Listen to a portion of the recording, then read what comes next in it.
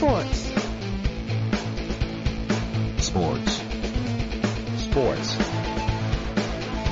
Sports of America. Sports of America. Sports of America. Podcast. What's up, fã do esporte americano? Seja muito bem-vindo ao Sports of America, sua mesa redonda semanal sobre esportes americanos. Eu sou o Lucas Andrade, o seu host costumeiro, e como sempre, os meus amigos aí, grandes fãs do esporte, começando como sempre pelo Thiago Simões. Olá, bom dia, boa tarde, boa noite a todos que nos escutam e que nos aturam por mais um podcast Sports of America. Bora, Luque! Temos o Rodolfo Marques do Carmo. E aí, Lucas, tudo bem? Tudo bem com o pessoal aí? Espero que sim. E hoje, na minha entrada, eu gostaria de comentar sobre... Não, mentira, não vou comentar nada. É só pro pessoal que acha que eu falo demais aí. Eu já ia falar, eu já ia dormir aqui. Vambora. Temos o Vinícius Veiga. Olá, galera. Olá, Lucas, Thiago, Rodolfo. Mais uma semana aí digitado nos esportes americanos. Vamos falar bastante aí. Lembrando que nosso Twitter é o @SportsAmericaBR, tem a nossa página no Facebook, visite nosso blog, você encontra o nosso programa na iTunes Store, no YouTube, no blog do Vinícius, que é o spinballnet.blogspot.com.br. Enfim, existem várias maneiras de você encontrar o nosso podcast. Como sempre, prestigiando aí os nossos novos ouvintes, novos seguidores. Daqui a pouco, como falou o Rodolfo, não vai dar mais para fazer isso, né? Tanta gente.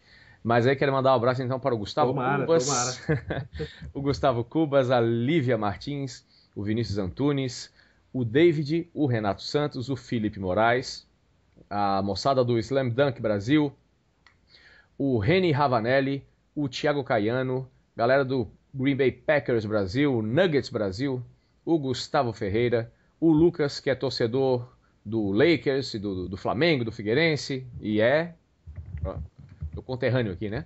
Temos mais um Lucas, o pessoal com nome bonito, né? O João Marcelo, galera do Grand Slam Brasil, o Derek Faria, o Luan Gabriel, pessoal do Prime Time, do Zero Hora, o Marcos Moraes, o nosso amigo aí, parceiro de outro podcast, o Al Rogério, a Miss West e o Dimitri Lima. Então, um grande abraço. Espero que vocês... Oi? Miss da onde? Miss. Miss da onde? Miss West. Opa, legal, hein? Mas ela é... A Maia Moscoso. Ela é a Maia. Ela participa Isso, a Maia, exatamente. Isso, da NBA lá. O Vinícius conhece todas as mulheres fãs de esporte, não tem noção. Não, é verdade. Você quer encontrar uma mulher, você segue ali... É a voz. É o fofo, é o fofo. É a voz. Brincadeira. Shoots it from the line. Zimmer knocked it down for Lemieux. At center. Up across the line. Spreading the defense. Score! What a play by Mario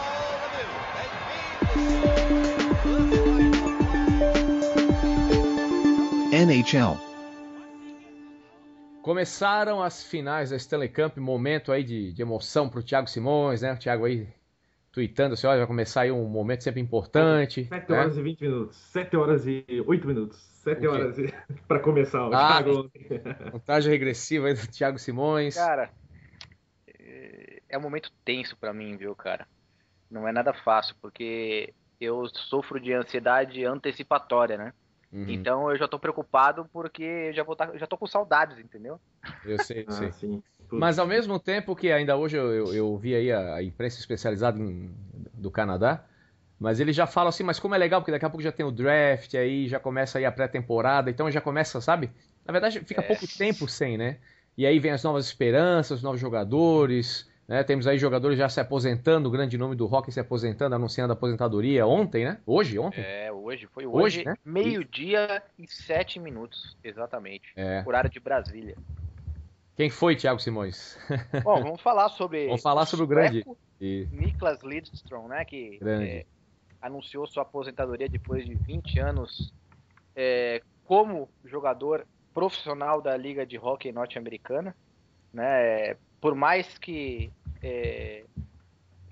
eu torça para o Colorado Avalanche, eu não posso deixar de fazer minha singela homenagem a esse excelente jogador. Para mim foi um dos maiores defensores que eu vi jogar no hockey, né? Eu acompanho o hockey lá desde 1990, mais ou menos. Então eu posso dizer que eu vi bastante da carreira do Lidström e posso dizer que o cara jogava muito, viu, cara? Pelo amor de Deus. Mesmo com 40 anos aí, fazia chover no gelo. Poucos jogadores como ele intimidavam os defensores da forma que ele conseguia, né? Ele só olhava pro jogador e o jogador já tinha medo dele, né? Ele não era autoritário, né? Ele era uma autoridade. Exatamente. Ele não precisava mostrar com a força física que ele era um super jogador, né? E basta ver os números dele, né? Mais de 1.500 jogos e mais de 1.100 pontos aí. É um número para deixar qualquer jogador de ataque com inveja desses números, né? E o mais legal foi ele falando, né? Na coletiva de imprensa, ele disse que gostaria de continuar jogando, mas o físico dele não suporta mais, né? Agora são muitos garotos, né? O ritmo de jogo é muito rápido.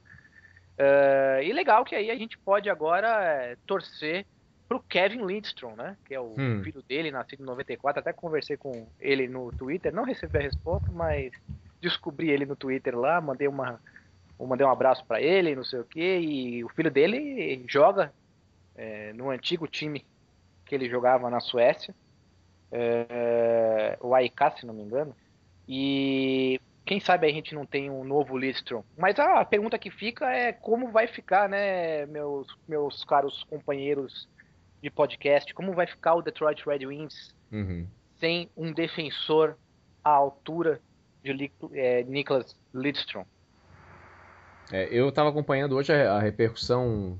Um jogador desse nome em qualquer esporte é legal quando você vê a repercussão dos adversários, né? Quando eles comentando. E o pessoal dizendo, né, que foi uma honra jogar contra ele. Eu acho isso muito legal, né? O esporte é sobre isso, na verdade, né? O mais legal que eu vi foi o Paul Bisonetti estava tweetando. Pra quem não sabe, o Paul Bisonetti é o quarto homem e quase o Scratch do Phoenix Coyotes, um dos tweets de jogador de hockey mais legal de se acompanhar, né? Ele mostra até as façanhas dele. Todo dia ele tá com uma mulher nova, né, cara? Ele posta as fotos lá, é muito engraçado, cara. Parece o Two and a Half Men, o cara lá do Two and a Half Men. O Charlie. O Charlie, é impressionante. E aí, ele postou assim, pô, cara, uma das coisas que eu nunca vou esquecer é que eu tava com ele disputando uma partida, e ele chegou pra mim no meio do gelo, na hora de me cumprimentar, ele disse, pô, cara, continue fazendo esse trabalho que você faz no Twitter, que é muito legal, eu gosto demais. E só pra gente dar a informação correta, o time que ele jogava lá na Suécia é o VIK Vastevas, sei lá se fala assim, HK, da Elite Serien, a liga de hockey sueca. E é onde joga o filho dele aí, o Kevin Lindstrom. Agora, você falou em conferência e coletiva e tal. Vocês ficaram sabendo da entrevista que o Tortorella deu aí pra Rádio Nova York, lá na entrevista pro Michael Kay. E ele falou umas coisas muito bacanas, cara. O Tortorella soltando o verbo aí, dizendo que ele tem a fama de ser esquentado, né, em pós-conferência.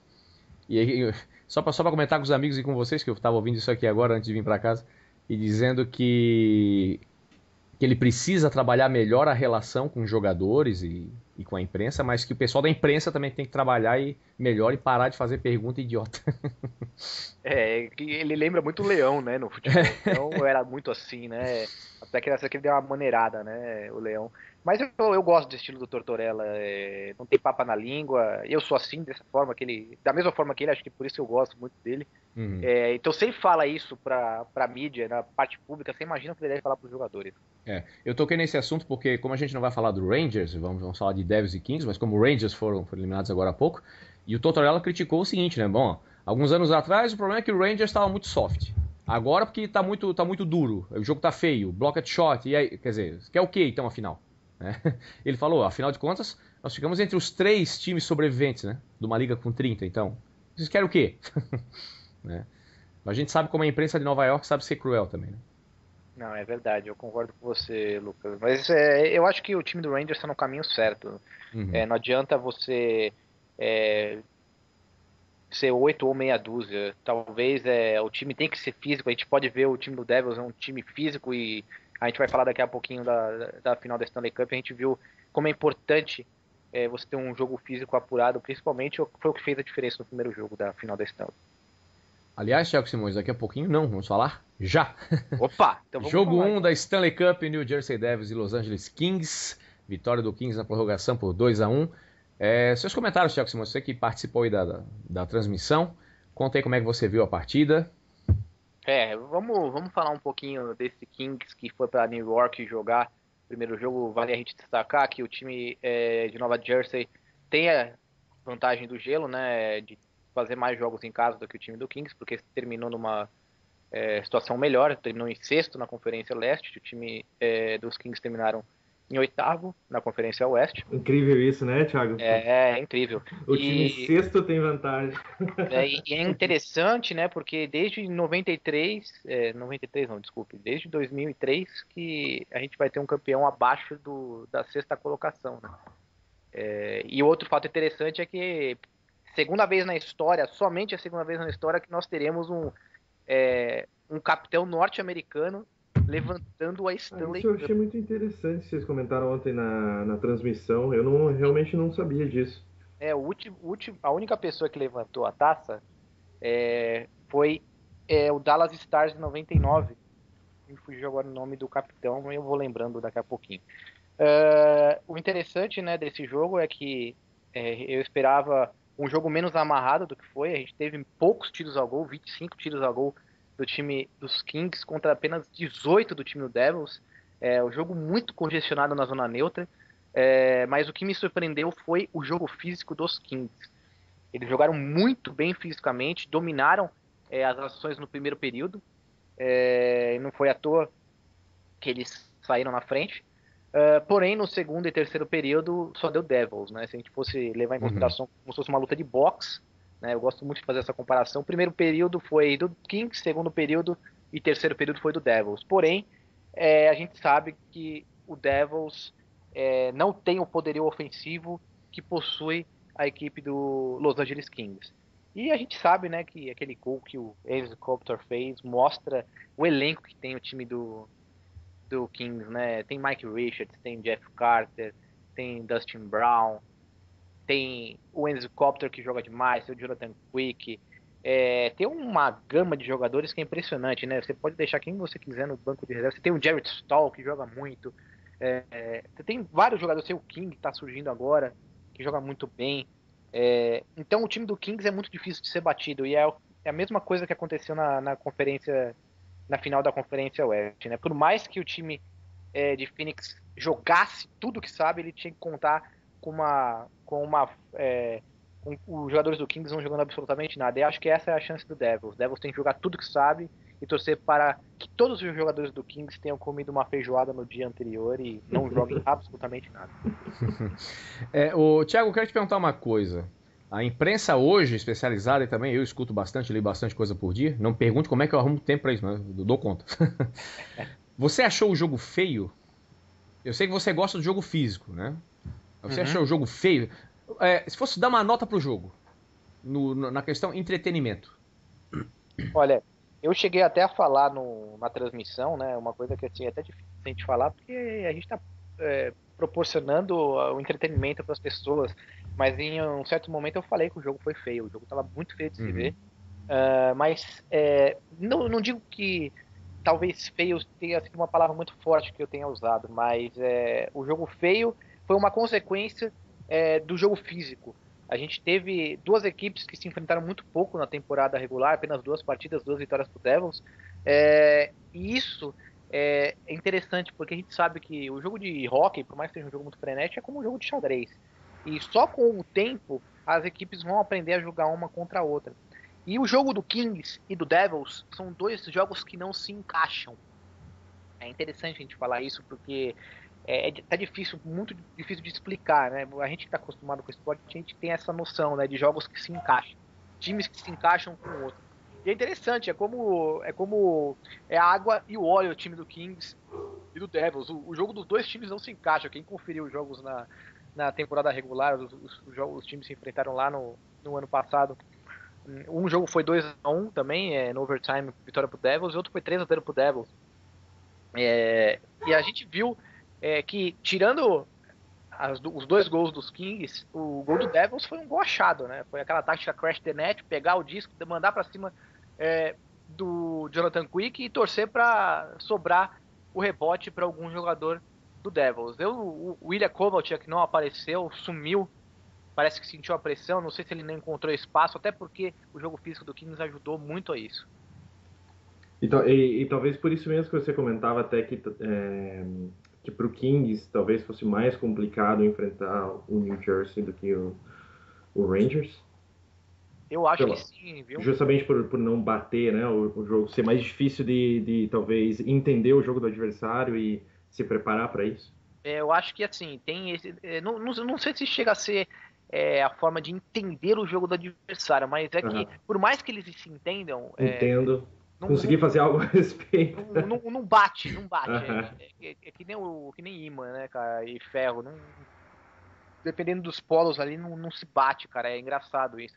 Eu tô torcendo para que essa série engrene, né? E vai ser muito bom pro hockey se engrenar, até pra gente ter uma noção diferente do que é o hockey. Porque geralmente quando termina uma temporada, que nem terminou a temporada passada, a gente teve a noção de que o jogo é defensivo. Aí o Boston vai lá e cai no meio da temporada, daí, graças a Deus tiraram essa noção de que o jogo defensivo é o primordial, mas que as 4 linhas atuando de uma forma interessante pode fazer diferença. E tem um dado interessante, foi? Eu queria só perguntar pro Thiago o gol de mão, né? Foi lindo, né? Pra quem não viu. O gol do Maradona, né? Falou. Foi o Ari que falou, né? Não, foi eu que falei. Foi tu mesmo que falou, porque foi interessante, né? Porque linda. Foi sensacional, porque a gente estava fora do Zach Parise. Aquela confusão, ele foi lá, mas vale tudo, né? Ainda bem que, até que a gente discutiu no cast anterior sobre a possibilidade do uso ou não da tecnologia, e a gente viu que fez a diferença. Talvez, já pensou se tivesse um gol ali? No mínimo a gente estaria discutindo aqui sobre... Claro, a mídia toda ia ser em cima disso. Mas é importante lembrar que é a 9ª vitória do Kings, né? Na estrada, né? Na estrada, né? Nesses playoffs, assim. É a 11ª, foi até interessante o que o Ari falou, né? Porque os números, né? 11ª vitória seguida, se contarmos, seguida fora de casa, se contarmos os playoffs do ano passado. E a 9ª vitória desse ano. A 11ª e o número do Andy Copter é o 11. Eu quero comentar algumas coisas ainda, mas antes eu quero ouvir o Vinícius falou que tem um dado interessante. Vamos ver, Vinícius, o que foi? Não, sim, foi a primeira vez desde 2004 que um time visitante vence o primeiro jogo da Stanley Cup. A última vez foi nos Flames em 2004. E naquela época, o treinador dos Flames era o Daryl Sutter, que hoje treina os Kings. Sim. E naquela série, o Lightning venceu a Stanley Cup. Tem uma outra curiosidade, viu, Vinícius? Que o Daryl Sutter, ele nunca venceu em uma série de playoffs times de Nova Jersey. Então pode ser a primeira vez aí que ele consegue esse feito. Pode ser um tabu quebrado, hein? Thiago, quando eu toquei nesse ponto aí do jogo feio, quero voltar um pouquinho sobre isso. Não dá pra jogar bonito contra o Kings, na verdade, né? O que é jogar bonito? Você vai jogar um jogo aberto? Quer dizer, não tem como. Eu acho que o Devils fez muito bem o dever de casa, sabe? Como você falou, por um bom tempo chegou a dominar a partida, mas apesar dos poucos tiros a gol, o Jonathan Quick teve até uma partida, digamos, tranquila, só 17 defesas, na verdade. 17 tiros, né? Mas aquela briga por manter o disco na zona ofensiva, né? Até o próprio gol que eles tomaram no overtime, até de certa maneira foi isso. O time todo tava pra cima, né? Não, é verdade, né, Lucas? Eu acho que o time do Devils tem que partir para isso. É mais fácil você destruir do que construir, né? Sim. Porém, você não pode esquecer que para você vencer a partida, você precisa marcar gols. Então você precisa ter uma mescla desses dois fatores, né? E só complementando aquela informação que eu falei lá, o único jogador norte-americano a levantar uma taça de Stanley Cup foi o Darian Hatcher, pelo Dallas Stars em 1999. Certo. E só complementando também o que eu estava falando, tanto é que você tem que jogar feio, que se você faz uma bobeada, você perde a partida, que foi o passe do Justin Williams. No meio da defesa pro Dustin Brown, né? O Kopitar pegou o disco ali, fez aquele movimento que você aprende a fazer quando joga videogame no hockey ali, né? Meu Deus do céu. Que tranquilidade. O esloveno joga demais, né? Fez um fake ali, o Brodus jogou no gelo, aí foi só botar... e ele pegou mal no disco ainda, né? Ele deu sorte, mas a sorte está sempre com as estrelas. Né? Ou seja, é isso, quer dizer, a gente sabe que um campeonato pode ser decidido por isso. É um lance, é um ricochete, uma rebatida, quer dizer... Não tem como não jogar feio, né? Inclusive, Hoje a imprensa também já comentava que aí agora vão começar as discussões aí do comitê, da liga e tal, se vai vir mudança, se não vai. Mas essa discussão não é exclusiva do hóquei. Todo mundo no basquete se comenta isso, sabe? Na verdade, o torcedor está se lixando. Quer dizer, o torcedor do Devils, do Kings, eles querem resultado. Claro que a gente como espectador, mas também é o seguinte, você quer o quê? Você quer Flyers e Penguins, que foi uma chuva de gol, mas aí você vai dizer por que foi uma chuva de gol? Porque nada funcionava? Porque a defesa não funcionava? Porque penalty kill não funcionava? Porque você sabe? Quer dizer... tudo faz parte do esporte, tanto a parte ofensiva quanto a parte defensiva. E a gente sabe que aqui no Brasil, infelizmente, a gente não tem essa cultura da defesa, né? A gente vê o basquete brasileiro que, pelo menos agora, com a mentalidade diferente defensiva, vem até conquistando resultados. A gente vê tipo, o handball brasileiro que sofre defensivamente, que é uma desgraça. Essa mentalidade que a gente tem de só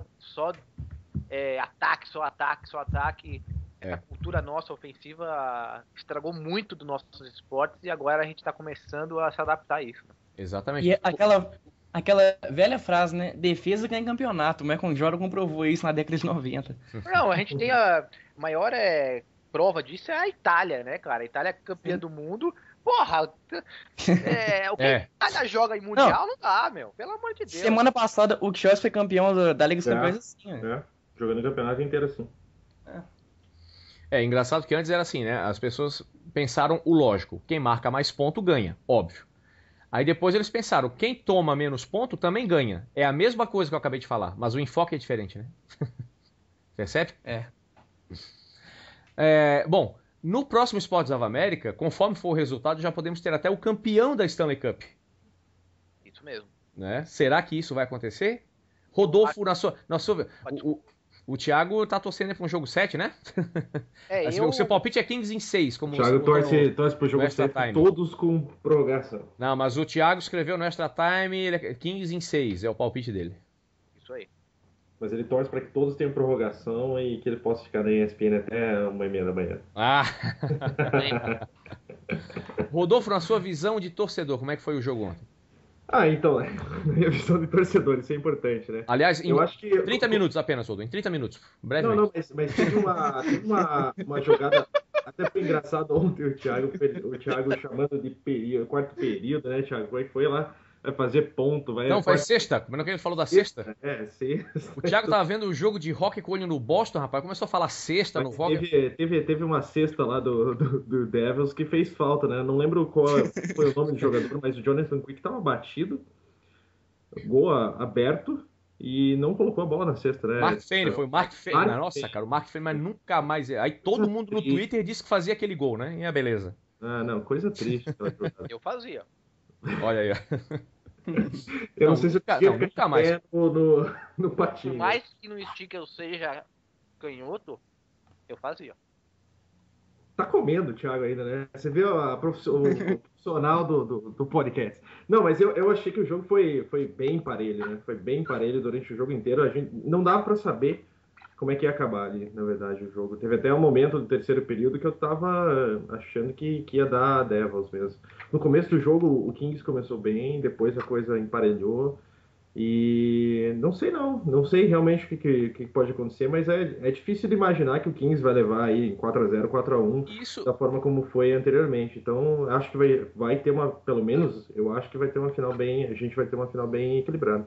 E mesmo que seja 4-0, mesmo que tenha varrida, mas a gente sabe que não vai ser fácil. E isso é legal, cara. Exato. Isso é muito legal, você chegar e aí, quem que vai ganhar? Assim, cara, não tenho a menor ideia, eu vou falar um por falar. Sabe? Não é o que está acontecendo agora no basquete, por exemplo, que a gente tem duas forças, parece irresistíveis, né? E duas forças tentando sobreviver. Quer dizer, o legal é isso, cara. É mesmo. Até porque eles não chegaram aí de graça. O Devils mesmo sofreu horrores aí, né? Não, e o Thiago lembrou algo ontem, e agora eu não lembro certinho. Inclusive, parabéns pelo Books on the Table ontem, especial. Muito legal, Thiago. Eu não sei se foi no Books on the Table ou já no começo da transmissão, mas que, assim, é um motivo até de eu ter falado lá, talvez foi na primeira edição, que eu não confiava tanto no Kings, porque o Kings era o 29º em número de gols, né, Thiago? Era isso, né? 29º em número de gols. 2,27%. É difícil de você imaginar. 2,27 gols por partida. Isso é. É a terceira menor média da história de um time que chega à final da Stanley Cup. É difícil de você imaginar que um time... Isso aí é a média de corrida do Padres, o Rodolfo. Não, e outra, teve mudança de técnico. Porque o Padres tomando um inning. Pois é, teve mudança de técnico, teve um bom momento ali durante o inverno lá, né, do Norte, que eu achei que o time não ia nem para os playoffs mesmo. Então, assim, já na entrada dos playoffs ali, quase na boca dos playoffs, o Kings ia ser campeão da divisão, né? Aí perdeu ali, até teve aqueles probleminhas lá nas últimas partidas, mas... Enfim, não dava, era difícil imaginar que um time desse ia conseguir chegar onde chegou, assim. Então, mas fez por merecer. Conseguiu transformar o ataque no ataque que a gente tá vendo agora, que faz gol, pelo menos. O Vinícius Veiga, aqui só entre nós aqui, eu e você, está torcendo para alguém, não? Eu tô torcendo pro Devils. Olha aí, Rodolfo. Costa Leste, que é o West Coast, mano. Eu tô torcendo pro Kings, não pro Rodo ficar muito abusado, porque se o Kings for campeão, ninguém vai aguentar esse cara, na boa. Tá vendo o Twitter ontem, Lucas? O pessoal lá já juntou uns amigos meus, tava todo mundo torcendo pro Kings, lá pro sofrido Kings. Então, mas eu acho legal porque, afinal, o Devils, queira ou não queira, já é um time que tem tradição, já tem bastante título, né? Claro que a gente tá... O Burder já tá cheio de anel também, né? Tá velho, já. Engraçado que eu torço pro Sabres. E os dois são vizinhos ali, o Sabres e o Devils. Olha só. O Sabres também é virgem, né? Exatamente. Bom, semana que vem tem mais Sports of America, tem mais hockey. E vamos mudar um pouquinho de esporte, vamos falar de beisebol. Here's the pitch by Downing. Swinging. There's a drive into left center field. That ball is going to be out of here. It's gone. It's 7:15. Major League Baseball. Alguns destaques da semana, como sempre separo para vocês. Como se não bastasse mais más notícias para o Philadelphia Phillies, agora perderam o Halladay, né? O grande as. Aliás, eu costumo dizer que esse time do Phillies ele não tem uma rotação, ele tem uma mão de pôquer, né? Porque só tem as também, né? Mas o resto não funciona. E agora acabaram de perder um as, né? O Halladay vai ficar fora de 6 a 8 semanas. Inclusive, na última partida ele saiu no segundo inning, foi um fiasco, ele já está sentindo dores. E falando ainda de arremessadores, o Roy Oswalt, grande veterano, jogou muito tempo no Astros, jogou no Phillies também, assinou contrato com o Texas Rangers. Vai começar algumas partidas agora pela Minor League e provavelmente a gente vai ver Roy Oswalt aí como Ranger. Não vai ser para salvar nada, até porque o Rangers não precisa disso, mas vai ser um reforço interessante. Claro que ele não é aquele mesmo de anos atrás, né? Porque também o Neftali Feliz se machucou e volta só em julho. Só exatamente. Então, e quando voltar, o Neftali Feliz vai voltar pro bullpen mesmo, né? Certamente, porque ele não tá tendo aquela temporada produtiva como um arremessador titular. Exatamente, a gente não sabe até que ponto a lesão não foi pelo fato de ele estar trabalhando a mais. Sim, ele sempre foi um fechador, então pro cara virar arremessador titular não é fácil. Mas o Roy Oswalt já acham que ele vai jogar 4 jogos ali na Minors e já vai... Sim, coisa rápida. Coisa rápida, né? Só uma passadinha ali, né? Exatamente. Quem voltou foi Hideki Matsui, para quem acompanha aí o beisebol já há bastante tempo. O famoso Godzilla, né? Jogou muito tempo no Yankees, jogou no Oakland Athletics e voltou a jogar pelo Tampa Bay e já na primeira partida bateu um home run. Então aí para quem gosta do Hideki Matsui, tá feito o destaque. E eu também queria destacar algumas equipes que estão saindo muito bem, né? O Miami Marlins foi o melhor time aí do mês de maio. Vocês estão acompanhando? Aliás, hein? Ontem, pelo amor de Deus, hein? Rapaz, o que aconteceu ontem? Tá falando do Marlins? Não, tá falando do Mariners. Do Mariners. Do Mariners. Do 21 a 8. Com certeza. Não, mas ali não foi nada demais. Vocês estão achando que foi alguma coisa demais? Não foi nada? Foi um acidente de percurso. Inclusive no meu top 5 você vai ver onde é que eu botei o Texas. Dizer, mas tava 16 a 0 no terceiro inning, uma coisa meio... Alguns destaques também, algumas equipes, né? O Cleveland Indians continuou jogando muito bem, né? O Cincinnati Reds, tivemos alguns deslizes, né? O Atlanta Braves, que perdeu um caminhão. Aliás, né? No meu top 5, que eu vou falar daqui a pouquinho, todo mundo chacoalhou, né? Dodgers, Rangers, Orioles. Tá? Mas até para complementar essa informação, eu peguei algumas informações pra gente que em relação ao Marlins, você comentou do mês de maio, né? Isso. Então é 21-8 em maio. 21-8 em maio, exatamente. Impressionante, né? É o melhor, né, inclusive, da Major League Baseball em maio. E é um recorde da franquia, inclusive. Isso E mesmo assim, não é líder da National League East. Ah, sim, mas a gente sabe como é que eles estavam antes, né? A gente até chegou a comentar Claro, aqui, claro. né, no começo da temporada, né? Outra questão também é o Angels, né? Não sei se... Vamos comentar também. Não, o Angels Que entrou eram nos os eixos, dois né? times, os dois times que a gente estava comentando aí no começo da Inclusive, temporada. em um dos primeiros Sports of America, lembra que eu apontei alguns problemas do Angels? E eu falei o seguinte, olha, o Pujols vai começar a produzir, demorou, mas começou. Que o ataque... pois é. Né? Eu falei que o problema era a rotação. Né? A rotação do Angels está pegando fogo, certo? Eu apontei também o Vernon Wells, que era um problema, que também ficou lesionado, saiu, acabou o problema. O Mark Trumbo também está meio fora de posição. Então as coisas estão começando a engrenar, né? Pelo menos já saiu daquele tristíssimo último lugar, né? Pois é, perderam ontem, né, pro Yankees, né? Tava numa sequência aí boa de Isso, foi 9 vitórias, né? Inclusive, a primeira, 9 vitórias seguidas, a primeira vez desde 2005 que isso não acontecia. Eu até li algumas entrevistas aí, o time falando, não, era exatamente isso que a gente esperava quando a gente estava no Spring Training, né? Era esse tipo de jogo, esse tipo de atuação que a gente esperava. Então, eu acho que o time está começando a entrar nos eixos aí, já está com 1.500 aí de percentual, então... Acho que a coisa está engrenando lá também. É o time que a gente esperava ver, né? Sim, exatamente. Nada diferente, nada estranho. O Pujols tá com 5 home runs nos últimos 9 jogos. Pois é. Foi o primeiro lá, abriu a porteira lá com o nosso querido Blue Jays. E de lá pra cá... O Rodolfo, sempre que eu falo do Blue Jays, ele dá uma risada, né? O cara que foi varrido pelo Cubs, meu amigo. Sai daí, Rafa. Ontem, inclusive, na transmissão da NHL, eu até fiquei feliz porque em algum momento lá mencionaram que o Minnesota Twins era o pior time da MLB. Legal. Não é verdade, mas... Mas o Rodolfo, o problema do Pujols ali, a questão toda, sempre foi mental, por exemplo. Então, exato. Eu até apontei alguns números, né? Quer dizer, muito swing fora da zona de strike. Aí ele ficava atrás na contagem, tentava, sabe, ir atrás do prejuízo. Mas sabe que eu até lendo uma entrevista dele no começo da temporada, antes de começar a temporada, ele falava que no ano passado, que ele já tinha tido a pior temporada dele, né?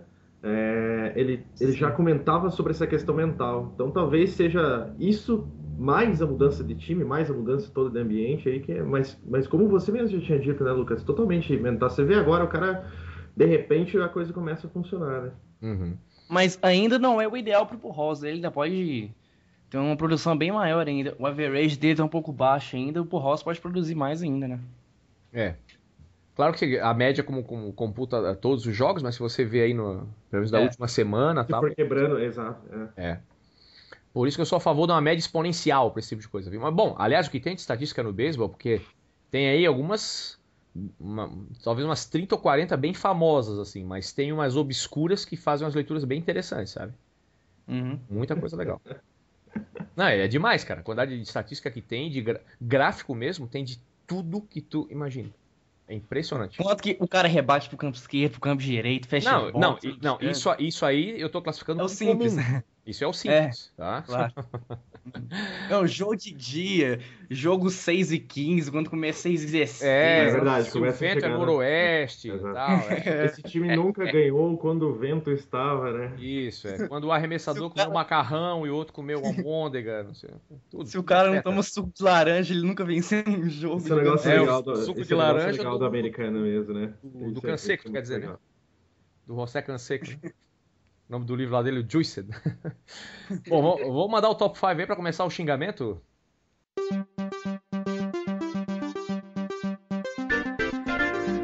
The top 5.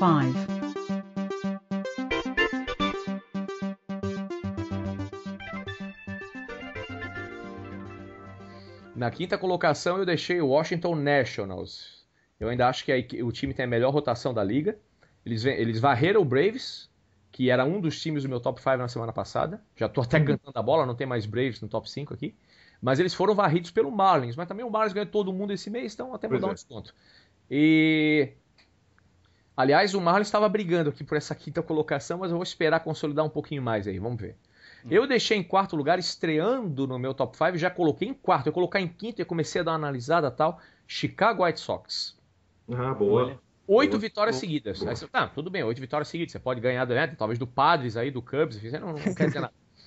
Mas olha só, 2 varridas, uma em cima do Tampa Bay, outra em cima do Cleveland, o Cleveland é um time que vem muito bem, que é uma das equipes mais perigosas. Sim. O Jake Peavy, que já foi um dos melhores arremessadores da liga, tá em excelente forma. Tá jogando muito. Muito, cara. O Chris Sale, garoto, chama de garoto, que tem 23 anos, venceu as 3 últimas partidas que ele começou, e inclusive na última partida agora, 15 strikeouts, igualando o recorde da temporada. Lembra que semana passada a gente comentou que o recorde era 15 strikeouts? E aí, na última atuação dele, do Chris Sale, também 15 strikeouts, então a rotação muito bem. E nos bastões... O Sale... Pode falar, Vinícius. O Sale é líder em ERA na American League, 2.34, na frente do Justin Verlander, do Jared Weaver, do David Price e do CJ Wilson. Nossa, cara. E ainda... monstro. Mas é só arremesso? Não. E nos bastões, ó, Adam Dunn bateu 11 home runs em maio. 11. E o Paul Corneco é o líder em aproveitamento da temporada, cara. Tá? E quem diria? Oi? Não, e o Adam Dunn, ano passado, ele terminou a temporada com 15% de aproveitamento. Teve uma das temporadas pífias, uma das piores da carreira dele. E esse ano tá jogando muito bem mesmo. E anotem esse nome aí que eu vou falar em qualquer dia sobre ele em breve. Dayan Viciedo. Anotem mentalmente aí, que um dia eu vou dizer, lembra do cara que eu falei no Sports of America 9? Então. O Detroit Tigers caiu pra terceira na American League Central, tá 5 jogos e meio atrás do White Sox. Se não ficar esperto aí, vai ficar pra trás. Mas eu ainda acho que ganha a divisão. Eu também acho. Beleza. Será que eu queria falar? Só pra criar polêmica, né? É bom quando a discussão acaba assim, já fácil. O que você acha? Eu acho tal coisa. Eu também. Pronto, acabou. Eu queria saber o que vocês acham do Ian Gomes, né? Que... O Ian Gomes voltou, né? Sim, né? Isso, ele voltou agora pro Las Vegas 51ers, né? Pra AAA. Porque a gente sabe que os jogadores, quando são chamados, realmente é curto, né? O prazo. Mas a impressão que ele causou foi a melhor possível. Então pode apostar que a gente vai ver ele em breve aí de novo. E daqui a pouco pra valer. E outra coisa, em Toronto Blue Jays tem um dos melhores farm systems de toda a liga. Há anos já. Vai vir muita gente boa ainda. E o Gomes, ele não desceu para as minor leagues por causa da má produção. Foi porque o Blue Jays chamou 2 relievers para cima. Então tinha que descer um para as minor leagues e foi o Ian Gomes, infelizmente. Mas ele teve uma boa passagem e provou que pode ser útil para o Blue Jays mais para frente. Exatamente. Bom, em terceiro lugar eu deixei o Baltimore Orioles. Eles perderam 5 seguidas, né? Mas eu ainda acho que a equipe tem material humano para se manter no top 5. Mas essa semana tem Orioles contra Tampa Bay e Boston. E acho bom eles mostrarem produção, porque tá cheio de time querendo um lugarzinho aqui no meu top 5, viu? Não, e até porque a divisão ali tá pegando fogo, né? A American League East, como eu digo, é a divisão onde os times se autodevoram, né? Pois é, aí esse ano tá show de bola. Isso, acima de ponto 500 ali, vamos ver. E o Baltimore, que nessa semana renovou com seu melhor jogador, o Adam Jones, por 5 anos aí, acho que, se não me engano, um contrato de $80 milhões. Fez muito bem, e fez muito bem. Fez o contrato certo, eu acho que no tamanho certo, o jogador merecia, nada de contrato exagerado, que lembra, primeiro o Sports of America eu dizia, você não faz contratos de 10 anos, com ninguém, né? Nem em casamento. Loucura. Saudoso Sports of America 1, hein? Parece que faz tanto tempo, né? 2 meses. Em segundo lugar, eu deixei o Los Angeles Dodgers, que o time ainda tem o melhor recorde da liga. O Matt Kemp está de volta. Perdeu também. Aliás, todo mundo aqui tropeçou, meu amigo. Só o White Sox está queimando aqui. A rotação vem tropeçando. Alô, Texas. Falando em rotação tropeçando aí, tá? E o deslize contra o Brewers foi decisivo aí para eu ter colocado o Dodgers em segundo lugar. Em primeiro lugar, vocês vão dizer que eu tô maluco, mas eu deixei o Texas. Tomaram 31 corridas em 2 noites. Beleza. Normal. Oi? Normal. Lucas, só voltando aqui, o Matt Kemp teve uma lesão no nervo esquerdo do braço e deve ficar de fora por 1 mês de novo. Ele vai passar por uma cirurgia. Pois é. Isso foi agora... Agora há pouco. Agora há pouco, meia hora. O interessante é que ele tem, acho que era 6 vitórias e 1 derrota, se não me engano, nessa temporada, né? Só para explicar aqui, quando eu faço o top 5, eu não julgo só a última semana. Não, Porque se for assim, o Cubs ganha, todo mundo vai dizer, então o Cubs é o melhor time da... Não é isso. Tá? Eu tento analisar o time e vejo realmente a campanha da última semana. Isso tem um certo peso, não é demais. As últimas, né? Isso. É importante. Então, como o Dodgers tropeçou, o Texas também tropeçou, mas pelo menos atropelou o meu Toronto Blue Jays, que não é um time fácil. Então, entre Rangers e Dodgers, eu deixei o Rangers em primeiro. Porque num confronto direto, num playoff entre Dodgers e Rangers, ainda acho que o Rangers levaria o World Series, se fossem as duas equipes. Né? Enfim, e é isso, Jones. O que vocês acham? Então ficou Nationals em quinto, White Sox em quarto, Orioles em terceiro, Dodgers em segundo e Rangers em primeiro. É só destacar aqui que o St. Louis Cardinals, né, teve uma semana ruim aí, o Cincinnati Reds teve uma grande semana e assumiu a liderança da National League Central. O Cardinals caiu para segundo. Não, o Cincinnati Reds ficou ali coçando para colocar, mas acho que semana que vem não tem saída. Cara. Agora, sobre o 21-8 que o Rangers tomou, cara, isso aí é normal. Porque para começar, o Derek Holland ontem não estava acertando nem um caminhão de lixo se você passasse ali, né? Então, ou com ele parado também. Beleza, aí tiraram o Derek Holland, um inning e 2 terços, já tinha tomado 8 corridas. Aí eles me colocam Yoshinori Tateyama. Repete. Yoshinori Tateyama. Tateyama. O Yoshinori Tateyama jogou 2 terços de inning, tomou 2 corridas. Meu amigo, nesse ponto, o treinador pensa assim, ó, o jogo tá perdido, é um jogo só, eu não vou sacrificar todo mundo aqui, sabe?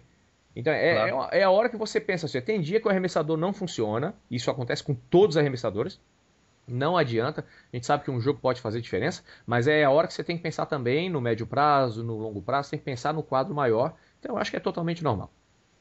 Mas vai dizer que o Rangers... Vai dizer que o Rangers enfraqueceu porque perdeu o Mariners. O Holland, ele tá com um ERA de 5.11 nessa temporada, e se o Neftali Feliz voltar para a rotação titular, eu acho que o Holland sai e o Oswalt entra pro top 5 da rotação. Não, mas eu acho que Feliz não volta nunca. Como start, eu acho muito... que não. Bom, esse aí foram os nossos destaques do beisebol. Semana que vem tem mais. The inbounds pass comes into Jordan. Here's Michael at the foul line. A shot on Elo. Good! The Bulls win it! They win it! Set the Cleveland Cavaliers!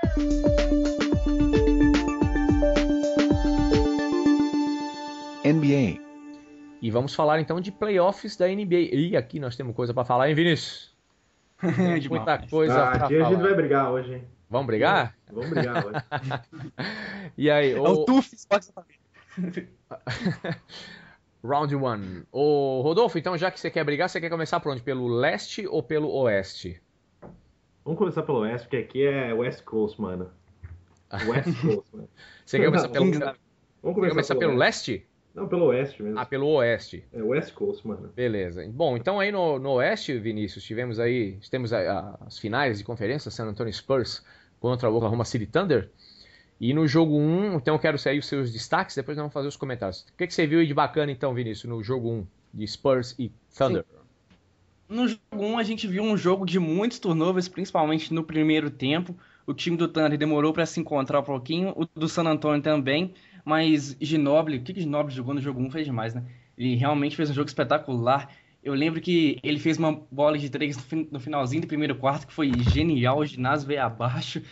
O Thunder conseguiu fazer um jogo equilibrado e tal, foi um jogo bastante equilibrado, mas o Spurs mostrou que é um time melhor mesmo no jogo 1.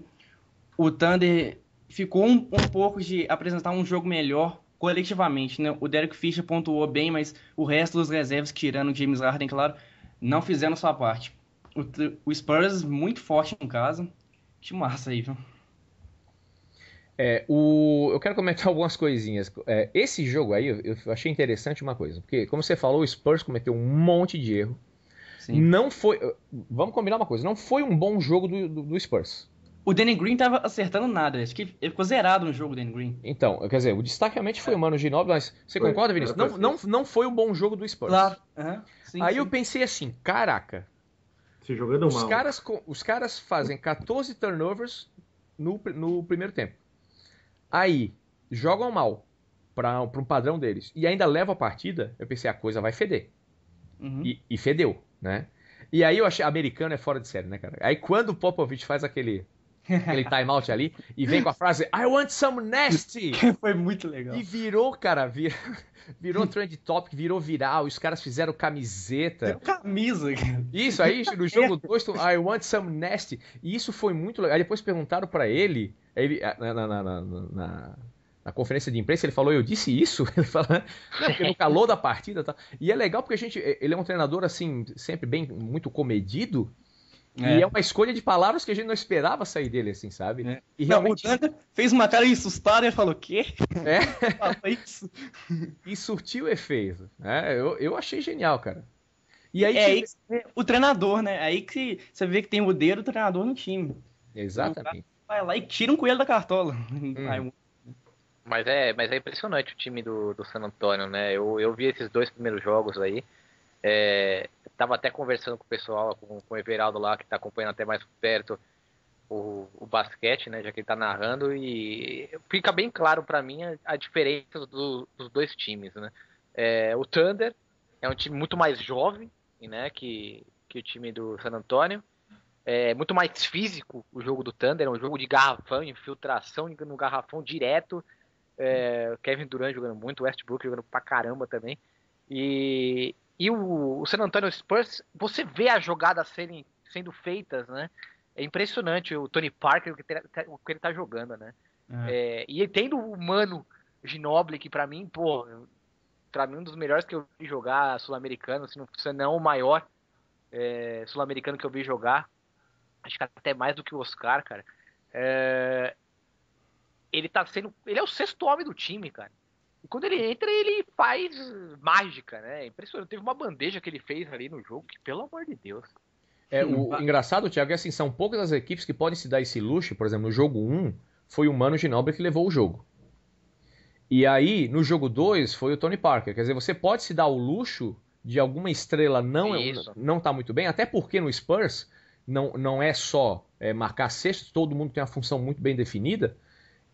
Mas não é toda equipe pode se dar esse luxo, assim, quer dizer, então não, hoje, olha, vai aí e tal, que a coisa não tá legal.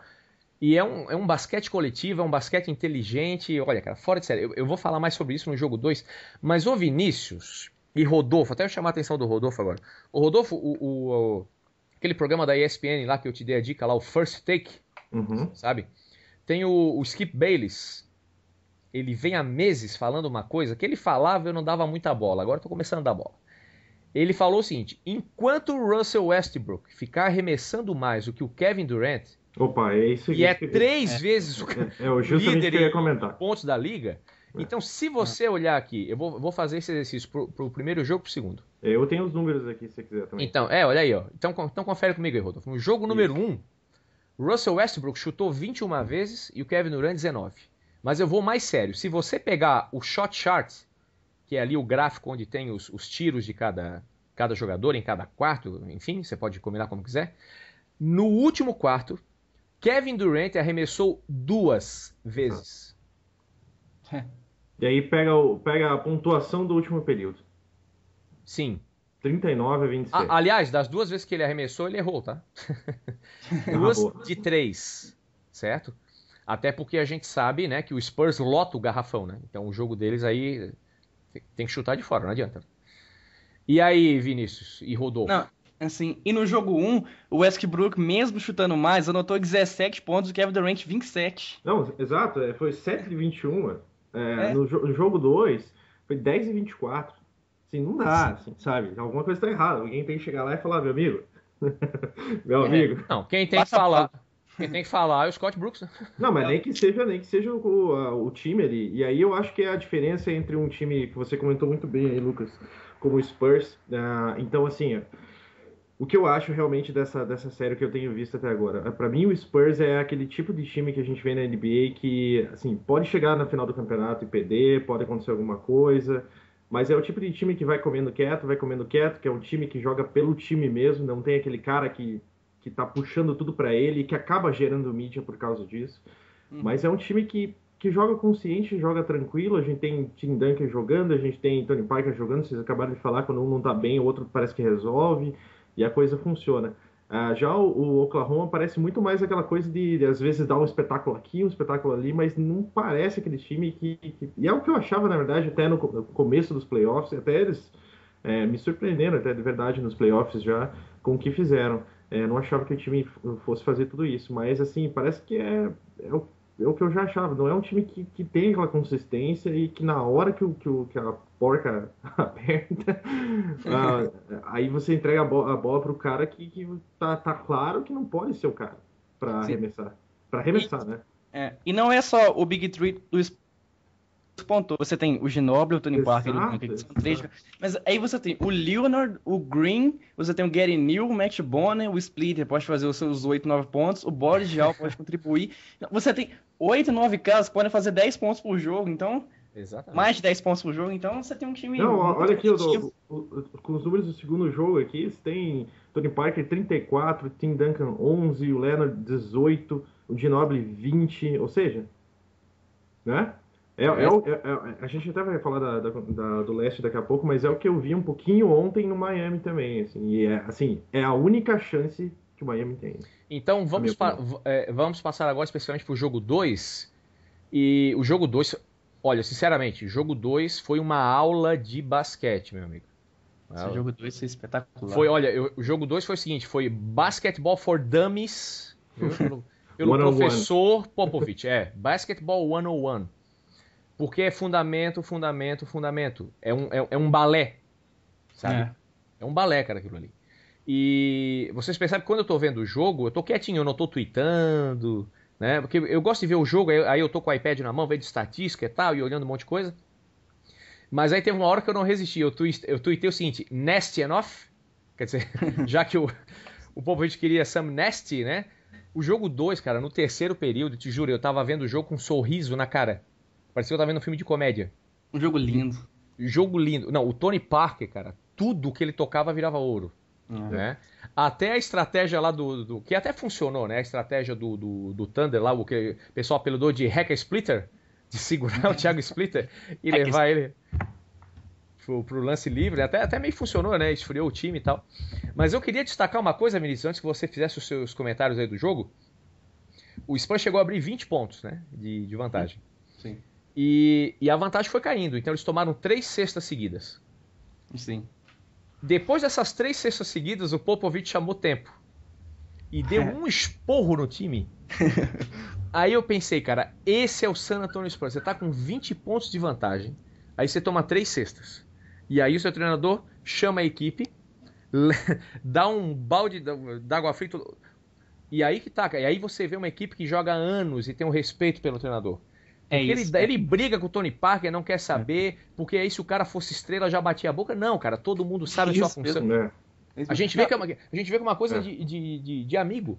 Porque amigo é assim, você manda pra aquele lugar, briga e tá tudo beleza. Sabe que a coisa foi ali naquele momento, é profissional, é pro bem do grupo, né? Então esse pra mim, cara, é o momento que definiu a partida. Não foram as cestas, não foram os números, foi essa chamada de atenção de uma equipe que tava com uma vantagem absurda, certo? E ainda levou o puxão de orelha do Popovich. Esse é o San Antonio Spurs, aliás, sempre foi, né? Vinícius Veiga. Sim. E é aí que você vê como o Greg Popovich é um grande treinador, né? Ele trata todo mundo igual. Eu lembro que teve um repórter da ESPN americano que perguntou pro Tony Parker: o Greg Popovich sempre te trata como um novato? Aí o Tony Parker respondeu: às vezes. Então, você vê que depois de 10 anos de NBA, o Greg Popovich ainda continua cobrando o cara, ainda continua querendo tirar o máximo dele. Então, o Greg Popovich é um mito, um cara genial, realmente. Ele faz a diferença, ele faz toda a diferença no mundo. O San Antonio Spurs criou um time coletivo, um time defensivo, um time ofensivo, criou um time completo, e metade disso tem o dedo do Greg Popovich. E a movimentação da bola, todo mundo fazendo screen, sabe? O legal de ver o Spurs é ver quem não tem a bola. Uhum. Né? Como eu falei, é um balé, cara. E outra coisa, porque chega uma hora que o Thunder cansou, cara. Porque você pega a bola aqui, quando você vai atrás do cara, a bola já não tá mais aqui, depois já não tá mais ali. E quando o cara tá com... não, agora ele tá com uma posição boa, não, mas não basta ter a posição boa, ele vai passar pro cara que tem a posição ótima.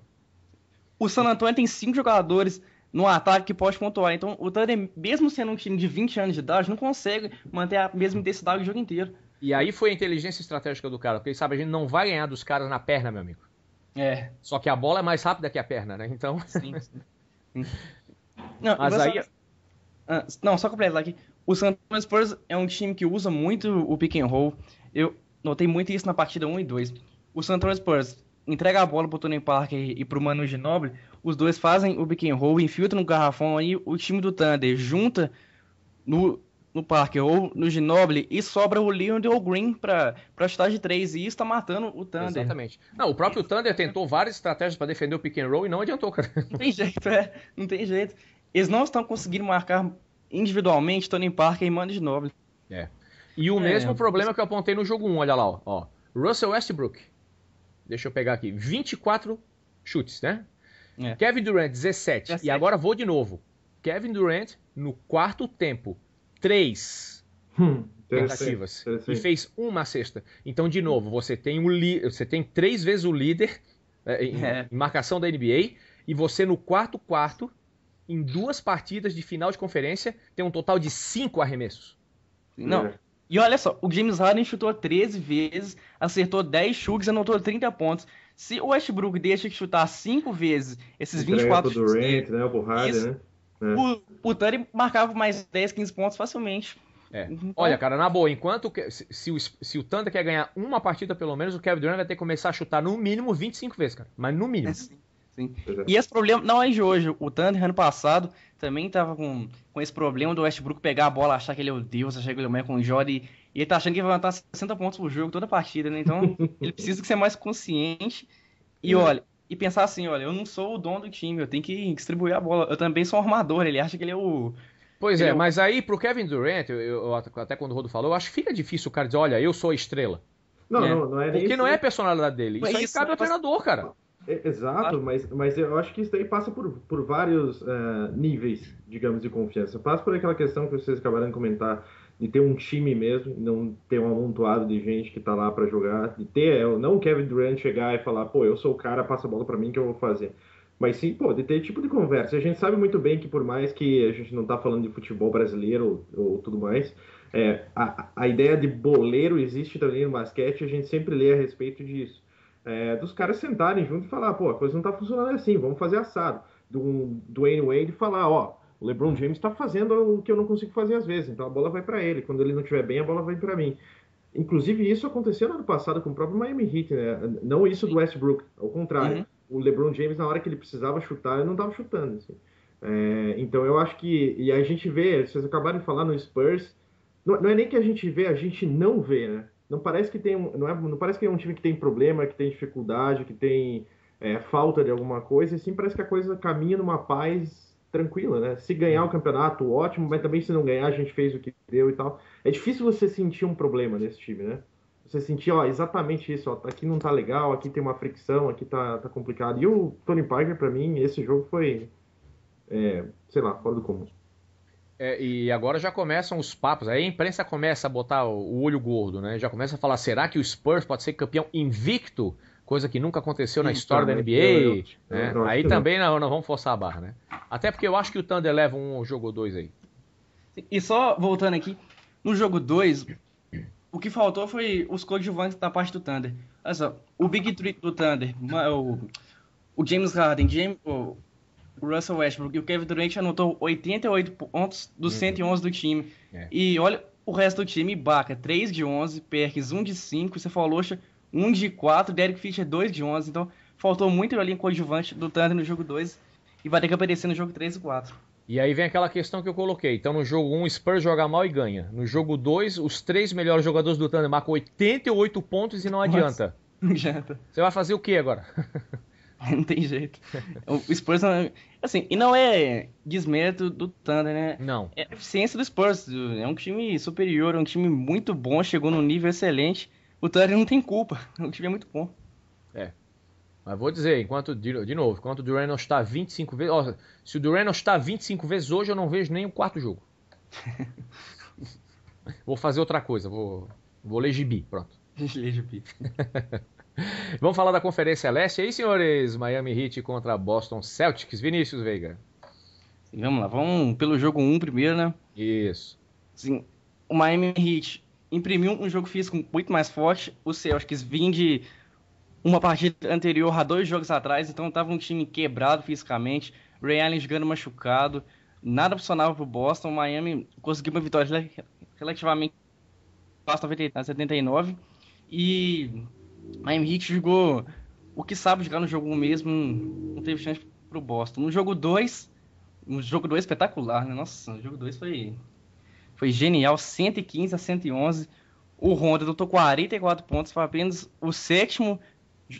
apenas a 7ª vez na história da NBA que um jogador anota mais de 40 pontos, 10 assistências e 8 rebotes num jogo só. Então, a performance do Rondo foi genial. Pra mim, o número mais assustador do Rondo não foram nem os 44 pontos, foram os 53 minutos que ele jogou.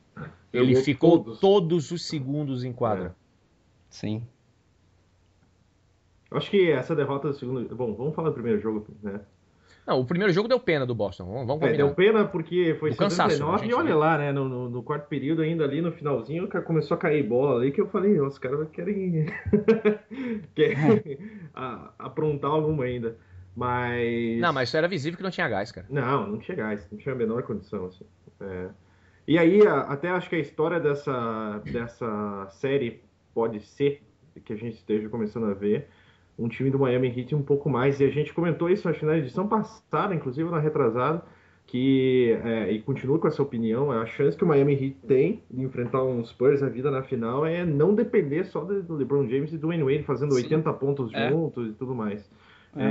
Isso daí até, por isso que eu falei que a gente ia brigar, porque ontem o Everaldo comentou no Books on the Table e eu considero que é exatamente o contrário daquilo. Eu acho que o Miami não pode depender deles para fazer tantos pontos, assim, tem que ter outras pessoas, porque assim, contra o Spurs a coisa começa a se tornar tão simples e tão clara de que assim, ó, fecha esse lado aqui porque o resto não faz, sabe? Caiu na mão daquele pessoal ali, a coisa tá em casa. E acho que pode ser o começo aí de uma história melhor para o Miami Heat. Então ontem a gente teve aí Mario Chalmers fazendo 22 pontos, teve, sabe, uma história um pouco diferente já, talvez seja um novo Miami Heat aí para essa parte final da temporada. E voltando uma série aqui, não sei se vocês lembram, a série Indiana contra Miami, nos 3 primeiros jogos, os coadjuvantes não apareceram e o Miami ficou atrás 2-1. Principalmente porque o Wade no segundo jogo fez, sei lá... 30 e tantos, 40 pontos. Ponto. Não foi 5-2. No jogo 2 ele fez 1 ponto, sei lá. E o Miami naquela série só foi começar a aparecer os coadjuvantes e o Dwayne Wade jogar que o time venceu 3 partidas seguidas contra o Indiana. Né? Pois é. O Boston a gente vê claramente que não, quer dizer, o Miami é mais jovem, é mais fisicamente, né, é um time mais forte, até o Boston tentou um jogo físico, né, mais pesado, mas a gente vê que o páreo não tá no mesmo nível ali, né, quer dizer, a questão atlética, né, do Miami Heat sempre foi muito forte, LeBron James e Dwayne Wade são, atleticamente falando, são duas feras, né. Duas bestas, mas o LeBron James ontem não estava numa noite tão inspirada, parece, né? E aí ele faz 34 pontos. Ele foi 24 vezes para a linha de lance livre. Pois é. Não. Pois é. Não, e assim, até ontem, duas coisas a respeito de ontem. A primeira, esse jogo foi para prorrogação, dá para botar na conta dos free throws ali do final, né? Que o Dwayne Wade perdeu um no final ali, que não podia ter perdido. E tem uma outra coisa aí que mostra que o LeBron tá jogando mais do que o Dwayne Wade, né? Que o LeBron passou o número de 30 pontos e 10 rebotes, pelo menos, por partida, né? Que era o recorde da franquia do Miami, era do Dwayne Wade com 5, agora o LeBron tá com 6, né? Jogos que fez mais de 30 pontos e 10 rebotes por jogo. Ô, Thiago Simões, você que é torcedor do Boston Celtics, estava vendo o jogo lá na ESPN, como é que você viu aí o esforço hercúleo de Rondo que acabou em vão? Em vez de prestar atenção no gol de mão do Paris lá... Não, mas deu tempo que o jogo foi... Eu gosto muito do time do Celtics, por mais que eu seja torcedor do Knicks, a gente não sabe as condições do Ray Allen, né? Até que ponto até quando ele vai aguentar, né? Mas o que o Rondo fez no jogo passado, né? 53 minutos jogando, mais de 40 pontos. Acho que foi a primeira vez na história que o jogador do Celtics fez mais de 40 pontos e 10 exatamente. assistências, né? Primeira vez. Acho que foi o Elias, aquele famoso site de estatísticas que nos contou, né? Eu acho que o time do Boston tem mais ainda, né, para mostrar. Eu acho que que o Boston pode até surpreender aí. Eu queria ver muito uma final entre Boston e Spurs, para ser sincero. São dois times que já têm jogadores mais experientes, né? Mas aí é o que eu tava falando. Eu não sei até que ponto o Ray Allen pode aparecer, o Kevin Garnett jogando no garrafão é assustador. Né, porque assim, eu fico pensando, Thiago, porque, claro, você vai entrevistar o Rondo, aí ele vai ficar aquele papo, o negócio agora é pensar no jogo 3 e tal, mas quando o cara tá lá no vestiário e ele pensa assim, cara, morto de cansado, 44 pontos, o cara deu sangue, aí, cara, isso abala muito. Mas valia ele ter feito 15, cara, você sabe? Não, ele pensa, o que eu vou fazer, cara? Sabe, eu dou uma performance histórica, e aí, faço o que agora na próxima partida também? É o mesmo caso que a gente comentava antes, né? Fala, Vinícius. Olha só, o banco do Celtics marcou 7 pontos o jogo inteiro. Então, isso não dá pra vencer um jogo assim. O banco precisa aparecer mais. Tem uma frase famosa... Até porque ali também todo mundo jogou muito tempo ali também, né? Sim. Mas enfim, só para complementar, a segunda questão que eu achei de ontem, ali eu comentei da primeira, que era do free throw, né? Do Dwayne Wade no finalzinho, ali teve alguns do LeBron James também. Mas aí pode botar na conta do Paul Pierce também, né? Seja aquela falta, se foi ou não, enfim, ficou aí uma indecisão na hora ali. Eu até tava vendo em inglês na hora, mudei para português para ver a opinião de todo mundo nas duas línguas. Mas ele deixou meio que o time na mão ali e aquilo fez falta, né? Sim. E o Paul Pierce foi 0,5 para 3 o jogo inteiro. Exatamente. Ele é uma boa performance, mas tinha que ter uma mão mais calibrada de longe. Olha só, tem uma estatística legal que foram apenas 16 turnovers na partida inteira. 8 do Miami e 8 do Boston. Foi um jogo bem aberto. E as defesas foram um pouquinho leves, sei lá, soft. Faltou um pouco mais de agressividade das defesas. Mas o Rodolfo, falando em foi falta ou não, na ESPN Boston, hoje tinha a seguinte pesquisa. Por que o Boston perdeu o jogo 2? O jogo 2, se fosse o jogo 1, eu até engoliria. Porque o Miami Heat é o melhor time? Porque tinha outros itens lá. E o item vencedor foi o seguinte. Porque a arbitragem não permitiu. Não permitiu. E tá um mimimi sobre a questão da arbitragem, principalmente no jogo 1. Que não sei se vocês lembram que o Boston tomou umas faltas técnicas meio bizarras. Eu concordo. Era uma técnica.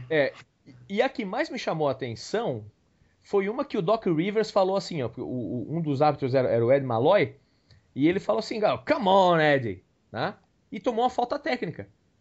Cara, em tudo quanto é esporte, uma coisa é você xingar o juiz, a mãe do juiz, a quinta geração do juiz, outra coisa é você reclamar numa boa.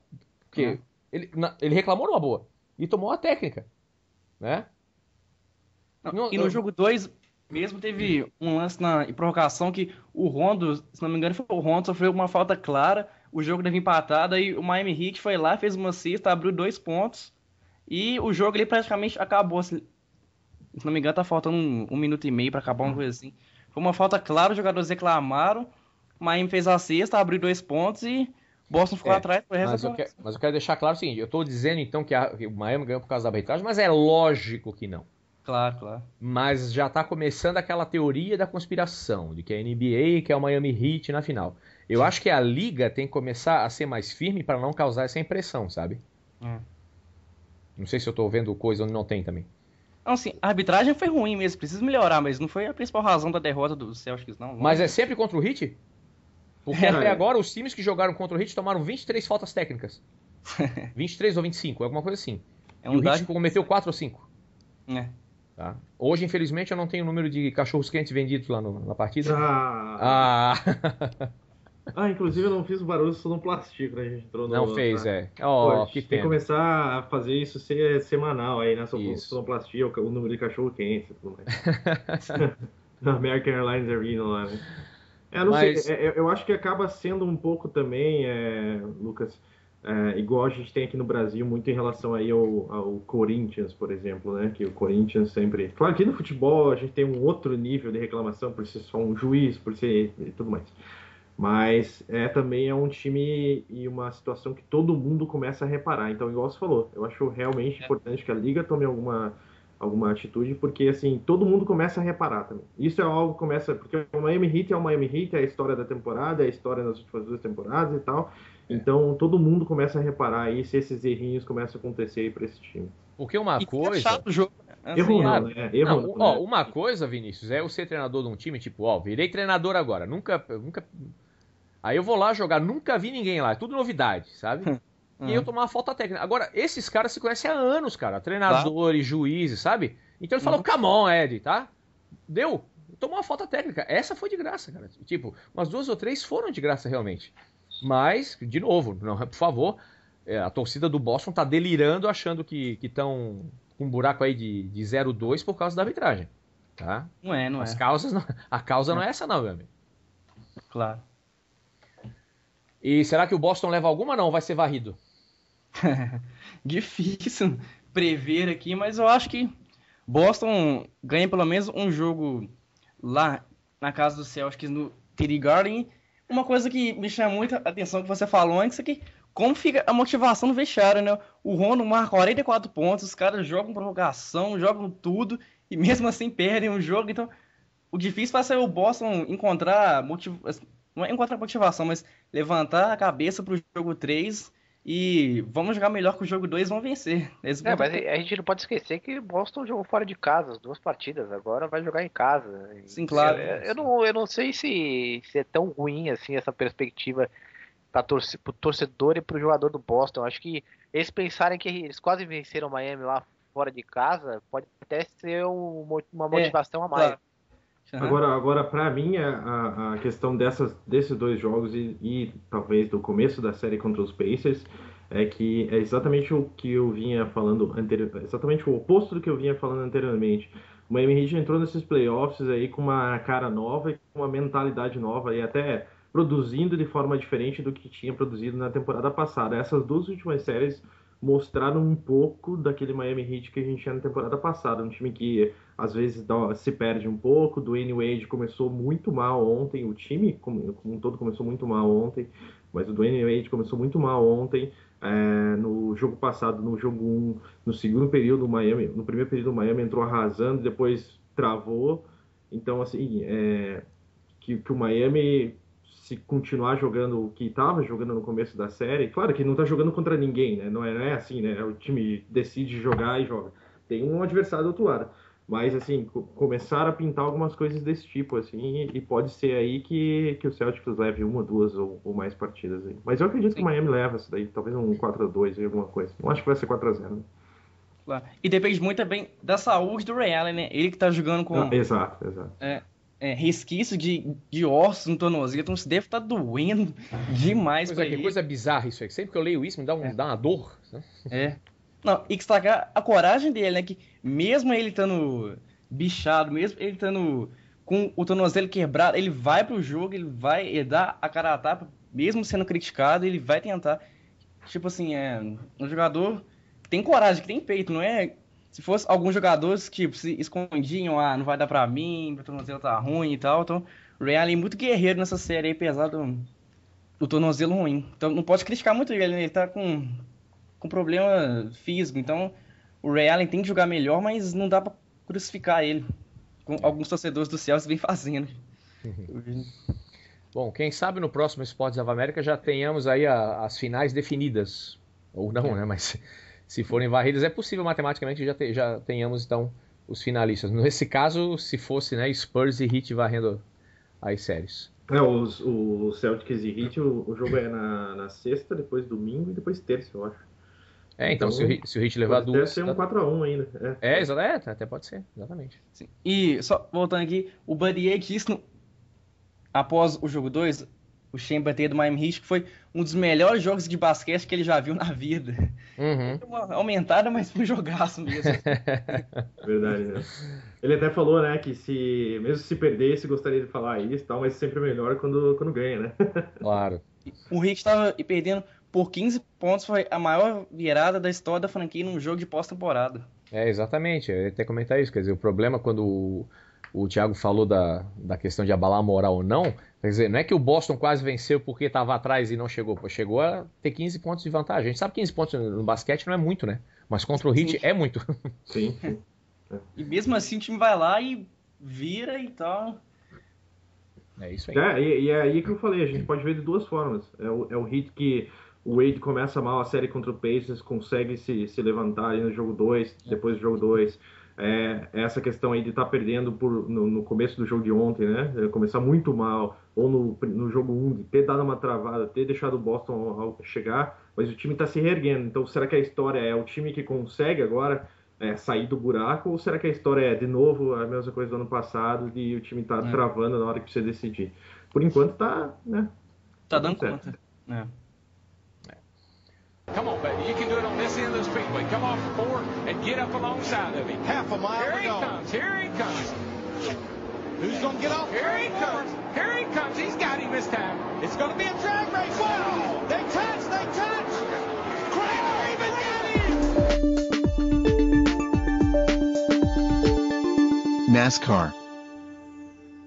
Falando um pouquinho agora das pistas, no programa passado, aliás, barulhinho, Rodolfo, pistas. Ah, não, é no oval, né?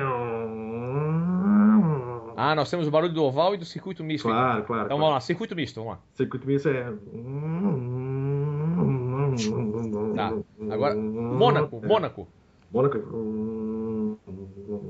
É mais francês, né? É mais E fechado, é mais a travado. primeira marcha, É mais travado. só, A curva do hotel, essa aí, né? Essa... Aquela marcha curta, né? O carro vai a 15 por hora. Mas hoje tem... Isso aí parece a corrida do Brasil que o Senna ganhou sem marcha. E a Indy 500, como é que é? Só no... Durante 4 horas. Esse ficou bom, hein? Não, legal é se eu corto isso depois na edição e a pessoa, o Rodo, vê, fiquei pagando o mico, não foi nada. Mas vai tudo no programa. Mas temos um especialista hoje para falar de automobilismo, né? Inclusive, eu quero falar o seguinte, na semana passada nós abrimos a sessão para falar da IndyCar, como se chama aqui a Fórmula Indy, né? A IndyCar, no final. E porque tivemos as 500 milhas em Indianápolis, a corrida mais importante do mundo, quer que você aceite isso ou não, mas... Chupa mundo.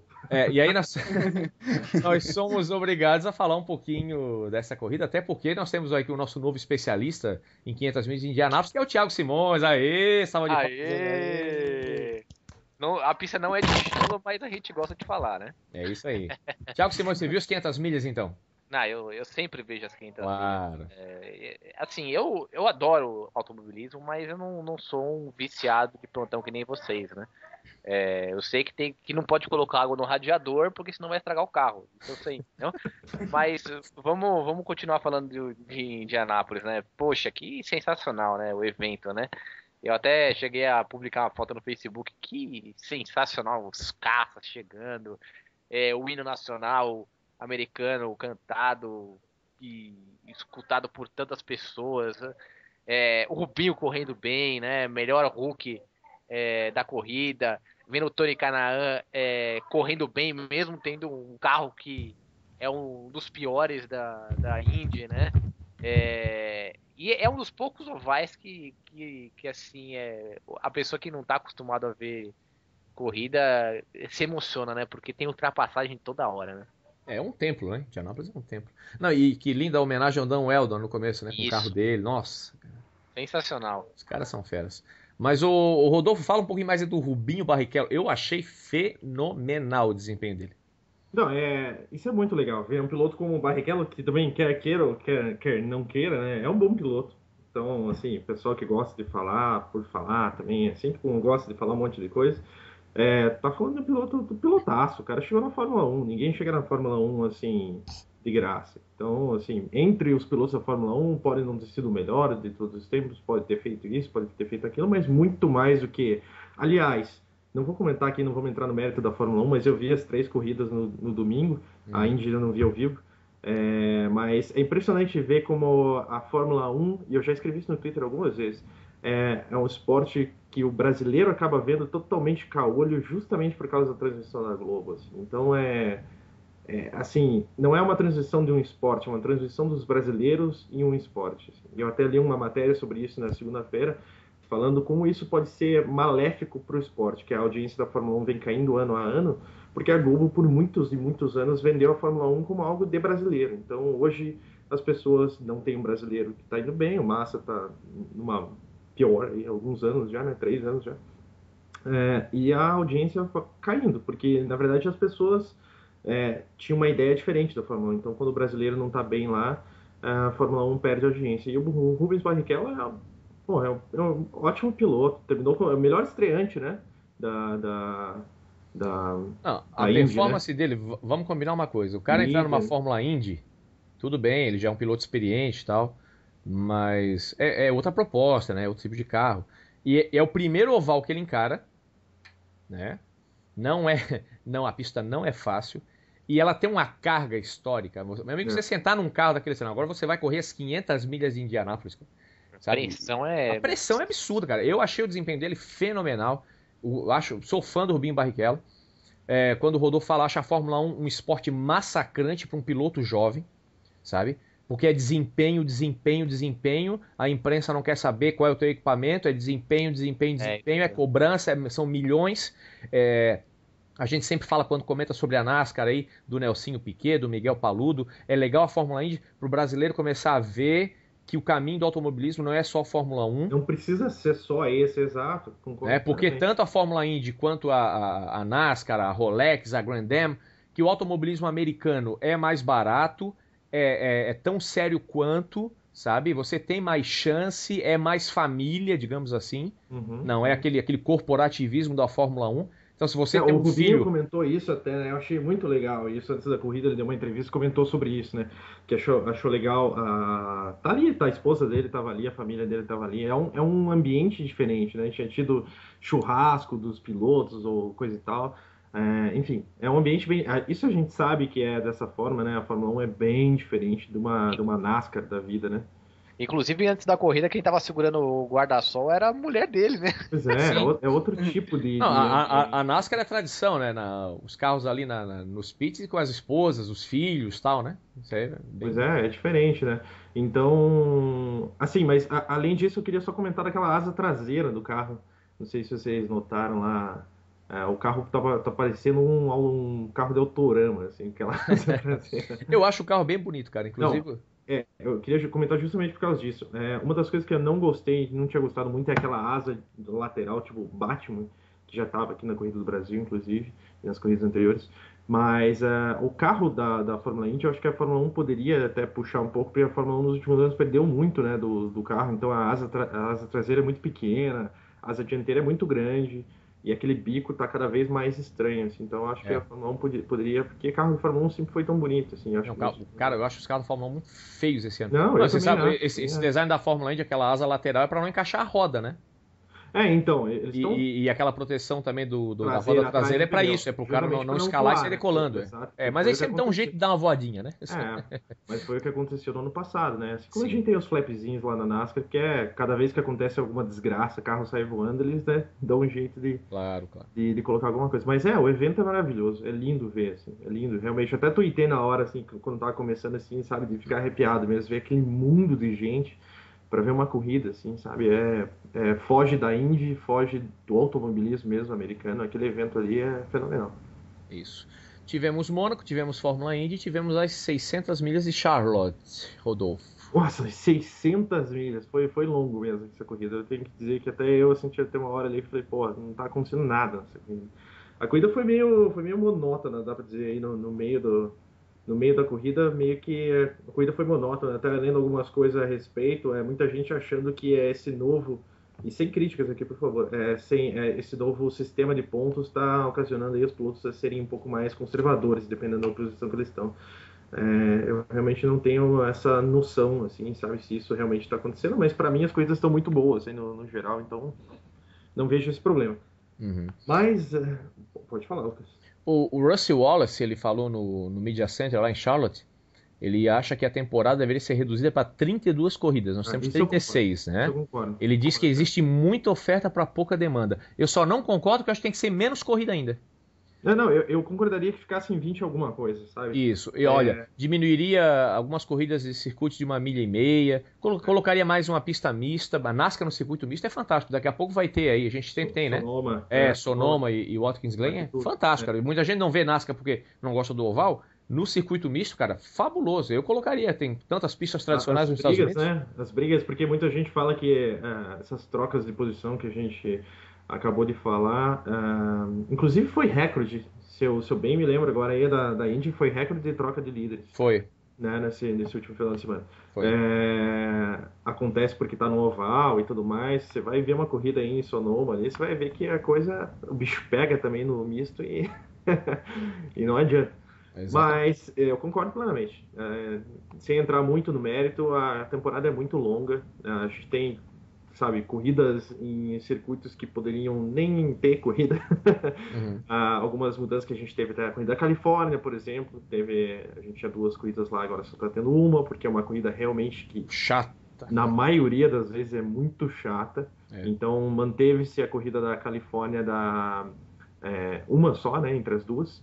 Isso. E manteve-se, inclusive, a segunda, né? Se eu bem me lembro. Deixa eu até lembrar que ver se isso é verdade. Não, a da Califórnia foi a primeira, a de Atlanta foi a segunda. A da Califórnia é a do começo do campeonato ainda. E a de Atlanta também, eles tiraram uma corrida e mantiveram a segunda corrida de Atlanta. A de Atlanta tem um problema lá que não dá público, né? Não só na NASCAR, mas a Atlanta tem um problema com isso, né? Em vários esportes. Verdade. Em vários esportes. É um negócio engraçado lá com a Atlanta. Na NBA, você viu o jogo do Atlanta Hawks na temporada regular, tem muito lugar vazio lá. Eu sou Hawks, eu sei. Engraçado. O Vinícius doido pra ver um jogo do Hawks cheio de cadeira vazia, hein, Vinícius? Então, Pô, eu vi lá no Hawks, eu falei isso aqui no programa já. Eu vi o jogo do Hawks lá no Phillips Arena nessa temporada. Foi contra, inclusive, o Oklahoma City Thunder. Foi Oklahoma City Thunder e Atlanta Hawks lá. E tinha vários lugares vazios. Vários. E foi o quê? Foi agora. Foi em março, começo de março. E a arena lá... Excelente, né? Bonita, é linda, é bem localizada no meio da cidade. Era contra o Oklahoma City Thunder. O Oklahoma City Thunder já era o Oklahoma City Thunder dessa temporada. E, a barba do Harden já estava bonita daquele jeito? Fiquei impressionado porque eu só tinha visto um jogo da NBA, tinha sido o Miami Heat, lá na American Airlines. E eu tinha visto meio de longe. E não tinha tido a noção exata. Dessa vez eu vi de pertinho lá, que meu chefe que pagou lá, né? Então daí você sabe que a coisa é diferente, né? Quando é do teu bolso é baratinho. E foi meio de perto, assim, foi da 10ª fileira. Cara, os caras são muito grandes, eu fiquei impressionado com isso. Assim. Isso que eu fiquei impressionado, não com a barba, assim, mas... Enfim, voltando à NASCAR... voltando à NASCAR, então...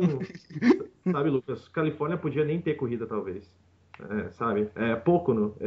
Eu realmente tem várias corridas em Pocono. Eles diminuíram, inclusive, o tamanho, né? Mas Pocono não precisava ter 2 corridas em Pocono. Claro. E muito próximas ainda. Muito próximas. Isso envolve aí várias questões políticas e financeiras. Exatamente. Eu só estou falando aqui de corrida boa e tudo mais. E assim, é muita corrida, é de fevereiro a novembro. É a maior temporada de esportes, é a da NASCAR em termos de tamanho temporal, né? De fevereiro a novembro. A gente estava falando do hockey agora, que demora para voltar. NFL, então, termina lá, chega em dezembro e você já tá com saudade. Não, e fora a logística, né? Porque você levar um time de basquete é uma coisa, você levar tonelada de equipamento é outra, né? Exato. Então, até porque o carro vai inteiro, não é igual na Fórmula 1 que você desmonta o carro e bota numa caixa de sapato, né? Pois é. Toda semana você tem corrida quase. Então a gente tem Dover agora. Semana que vem tem Isso, a Milha Monstro. Michigan, Sonoma, tudo uma semana após a outra. Então é complicado para o cara que é fã até seguir, assim. Para mim é difícil, assim. Eu adoro, mesmo, sabe? Imagina, esse final de semana tem 3 corridas em Dover. Tem a Truck Series, a Nationwide e a Sprint Cup. Não, e mesmo só a Sprint Cup é difícil, porque é domingo, você nem sempre tá em casa domingo, e às vezes é uma corrida longa, além de tudo. Não, eu nunca vejo ao vivo. É difícil. Eu nunca vejo ao vivo. Raríssimo eu ver ao vivo. Então. Enfim, eu também concordo com isso. Mas pra gente, né, não nos alongarmos aí na NASCAR, que só eu curto. Quem curte NASCAR, levanta a mão aí, por favor. Geral levantando o braço aí no ônibus aí no metrô, ouvindo o Esportes da América. Vamos ao Top 5 então, Rodolfo. Top 5 da NASCAR. É isso aí.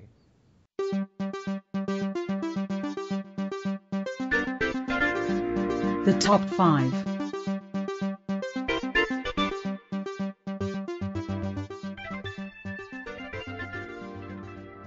Bom, começando o top 5 aqui, por baixo ou por cima de novo, Lucas? Vamos começar pelo quinto aqui? Por baixo ou por cima, Lucas? Olha O que você a prefere aí, proposta. Thiago? De ladinho, Rodolfo.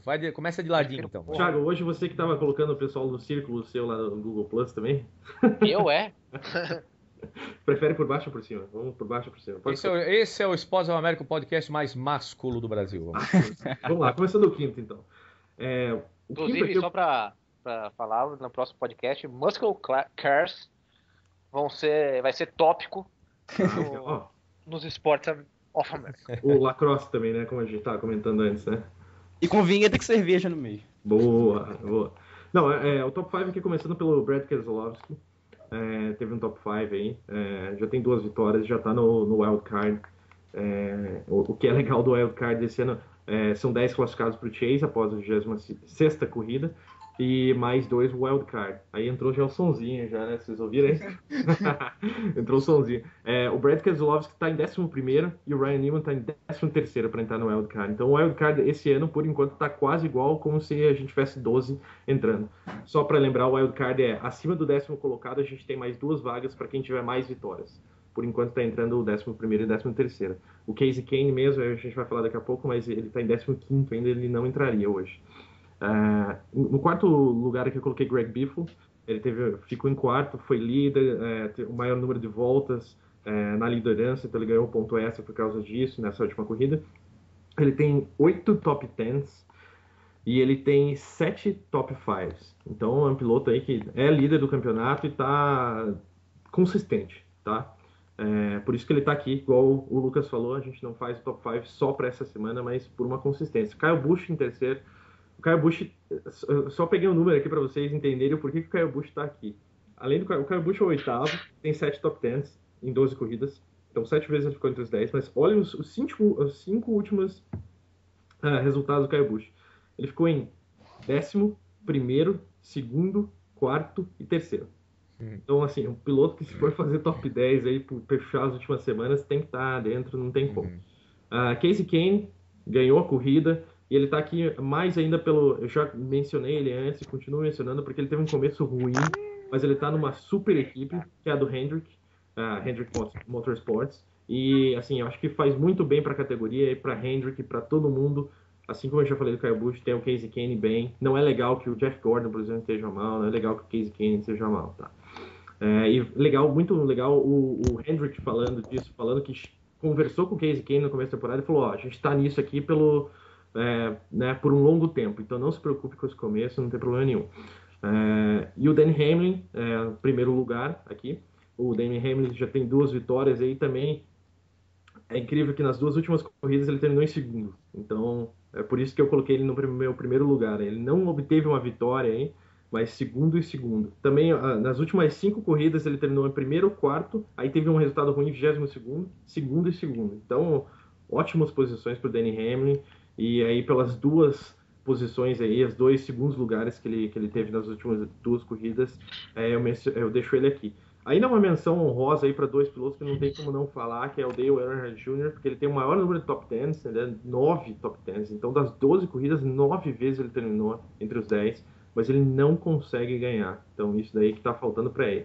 E o Jeff Gordon também, que teve um resultado bom depois de muitos aí, tá difícil pro Jeff Gordon nessa temporada. Subiu 3 posições e tem um longo caminho pela frente, vai precisar de vitória.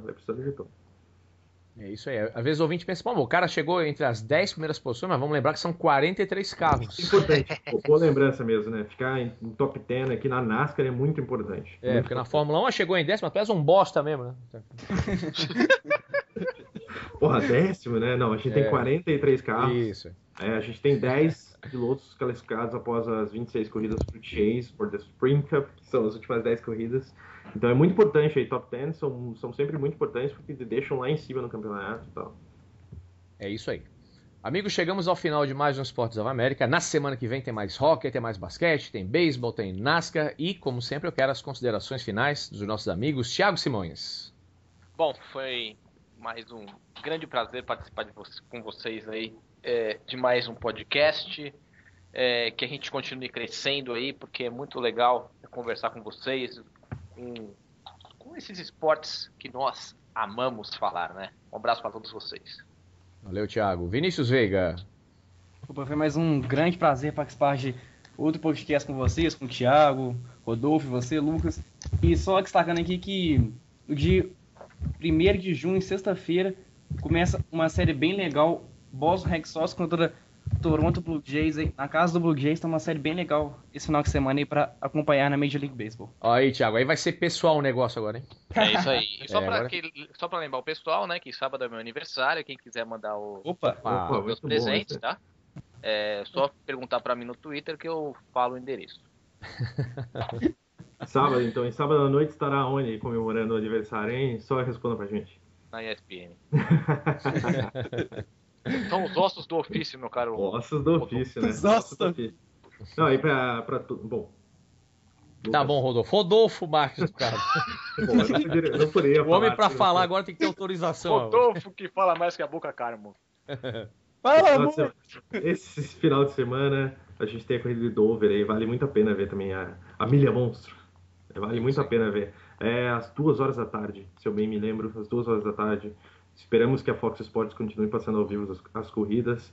E, mais uma vez, muito obrigado. Foi muito legal. 9 edições já. Muito legal mesmo. Lucas, Vinícius, Thiago. O Thiago perdeu a novela, inclusive, já, né, Thiago? Não, tem bastante tempo ainda. O Thiago estava preocupado que ia perder a novela. Pois ele viu o Carrossel ainda, tá cedo. Isso que eu ia falar. Para quem tá me vendo aí, vejam muito Carrossel essa semana. E a Fazenda começou. Para quem gosta de TV de qualidade, a Fazenda começou.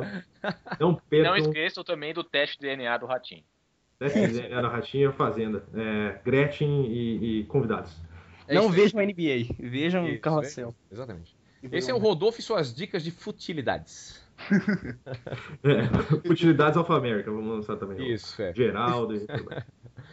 Bom, eu sou o Lucas Andrade e quero agradecer novamente aos amigos, o Thiago, o Vinícius e o Rodolfo por ter participado de mais uma edição do Sports of America. Semana que vem a gente se encontra. Como sempre, não assiste essa cacalhada que o Rodolfo indicou, veja bastante esporte. A gente se encontra na semana que vem e abraços esportivos.